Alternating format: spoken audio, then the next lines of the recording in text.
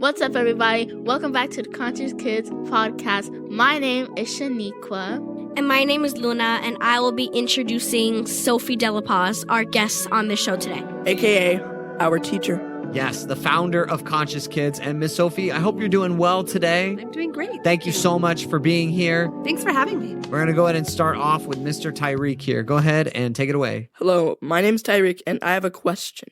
How did you get into teaching? No, that's a great question. Well, it all began when I was a child. Although I have a sister who's about 10 years older than me, I was raised as an only child. So I spent a lot of my days entertaining myself, and I loved school. I loved learning. I would ask the teacher for extra homework and extra sheets so that I can do them at home. And I had a lot of stuffed animals, and I would set my stuffed animals up as students and give each of them the extra assignments. And then I would do the work for them. And I really just enjoyed the whole process of teaching and leading the class. So you were kind of like a nerd. Well, at home I was, yeah. But at school it was a bit different. But yeah, I enjoyed learning. I still do to this day. I have another question. Funny. What is the weirdest thing that has happened in your years of teaching? Wow, the weirdest thing? Can you define weird? Like dumb, stupid, funny, crazy. One of those. Oof, you said a lot. Dumb, stupid thing that happened to me in teaching. Gosh, that's a hard question. I'm not really sure how to answer that. Maybe Mr. Teresa or something. I've had a lot of students with some off-the-wall humor, but that's what makes the experience fun because there's never a dull moment. From year to year, and class to class, every group of students bring its own brand of humor, and it keeps me entertained. So I like it. I don't know if that answered your question, but I don't think I have an answer to your question. Okay. Do you have any other questions? Not really. I'm going to pass the microphone to Luna. My name is Luna, and I'm here to ask you some questions. Okay, shoot. So, do you really enjoy it? I love it. I really love being with children and around children and learning from you as much as I hope that I am teaching you all. It keeps me young, and it keeps me curious and excited about the world because I get to see the world through your eyes. And so it's the best thing for me. Why do you enjoy that so much, though? Like, what does it give to you that you feel such joy? That's a great question. Well, as I said earlier, I've always been a person that loves to learn. I've always been fascinated with the idea that there's so much knowledge in the world, and I've always wanted to soak it all up as much as I could. So being with you all, with the children, it really teaches me every day. I learn about people, I learn about interactions, I learn about how I can make myself a better teacher. So my learning is constant. It's really just the perfect job for me because I love to learn and I love learning with you guys. Cool. So I've heard that you were the smart kid when you were younger. Why is that? I think I have to thank my mom for that. My mom is also a brilliant woman and highly educated. And so she instilled that in me, like that education is important. And so although in school I may not have shown it to my peers, I really was a person that like ate up books and liked to learn a lot of words and just, I feel good being smart. I feel good knowing a lot of things. It's a source of pride for me and a source of happiness. And so that's why I do it. I know somebody who's similar to you. One of our other podcasts is going to come on later, Jeremy. He's kind of like that also. He's kind of like the nerdy type, but he's really smart. Yeah. And he's really smart like that because he always asks a lot of questions. Yes. Learning is about asking a lot of questions for sure. Well, I can't wait to talk to Jeremy. All right. So here we have Shaniqua. I'm going to pass the mic on to her. Oh, hi, Shaniqua. Hello, my name is Shaniqua, and I also have some questions for you. Okay, so if you weren't a teacher, what would you be doing right now? So before I got into teaching, what I actually wanted to do was be in politics. I wanted to be the first female president, as a matter of fact. I had ideas of being an astronaut at one point because I love the idea of learning about space and space travel. I also love psychology. So I think my honest answer, an astronaut's really out there. President of the United States, well, that's job's been filled. So I think if I wasn't teaching, I'd most likely be a therapist or a counselor and still work where I can help people through talking with them and guiding them through whatever it is they're going through. That's a really great answer. That's a lot.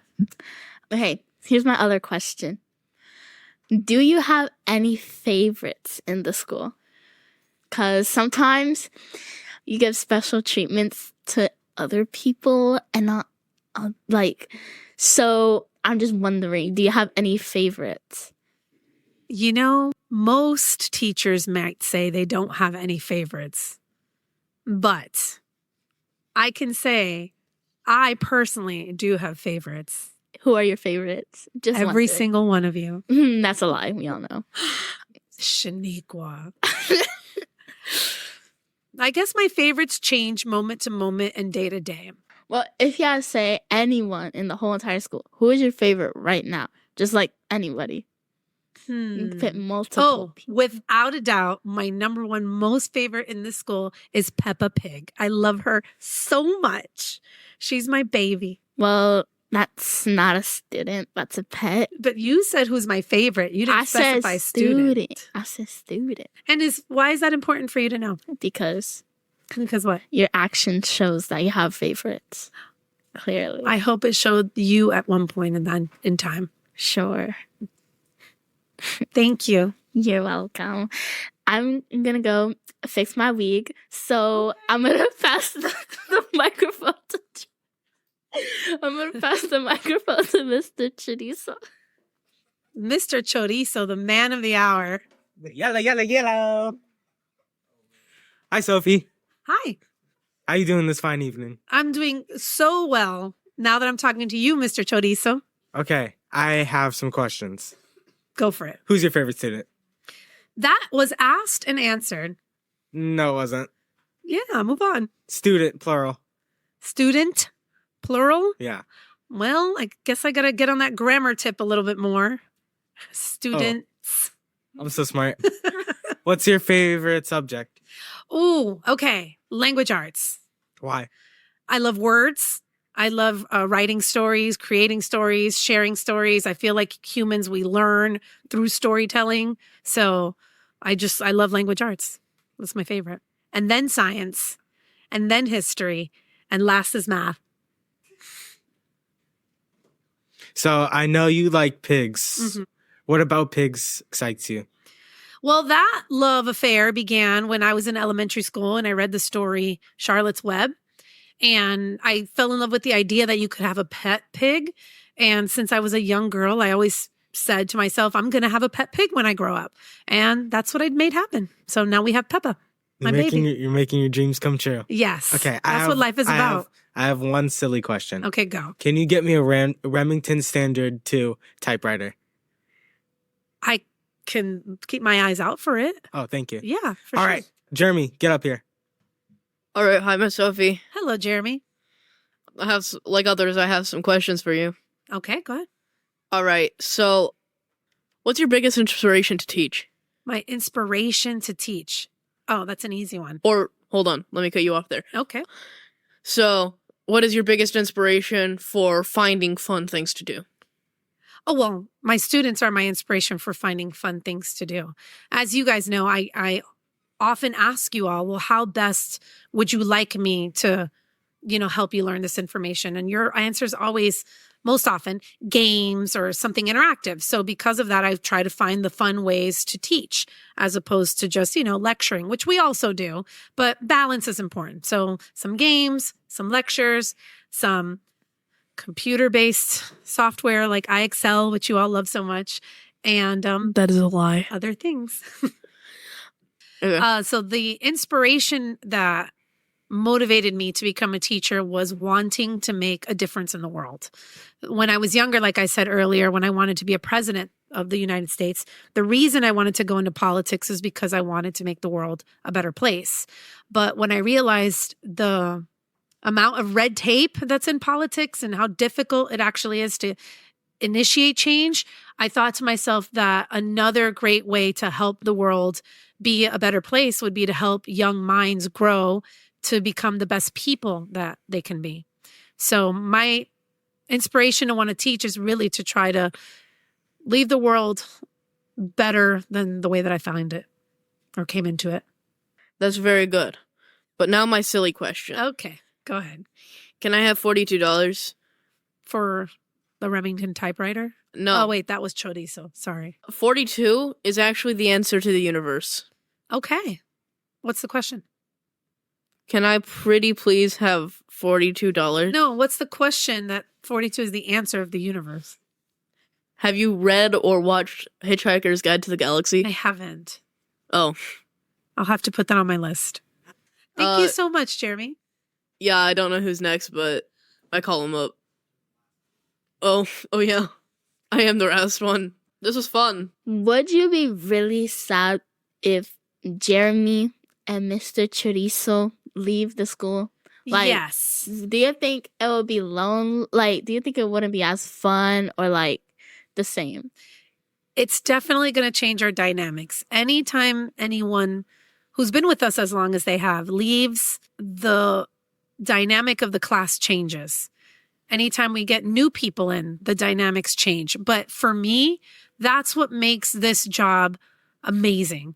No 2 days are the same. No 2 students are the same. You can't possibly get bored when things are always changing. And so, although I will be very sad to see them go, I know it's time for them to go, and I'm eagerly excited to see what the years ahead of them are going to bring them.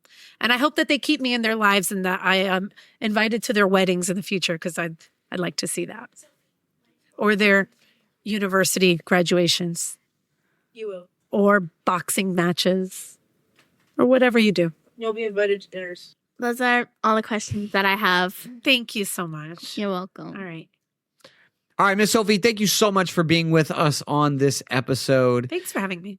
And Conscious Kids is your baby. Yeah. So this podcast that comes out of Conscious Kids could not exist without you. So thank you so much for all of the hard work that you put in every single day in order to empower these students, in order to grow into the kind of people that are going to make the world better than you found it. Yes, I hope so. And thank you and All Things Narrative for helping put this together. It's excellent. You're welcome. All right. Sophie, out. Thanks for listening. I hope you guys enjoyed this episode. Don't forget to like and subscribe, or else Spider will appear on your wall. Later, nerds.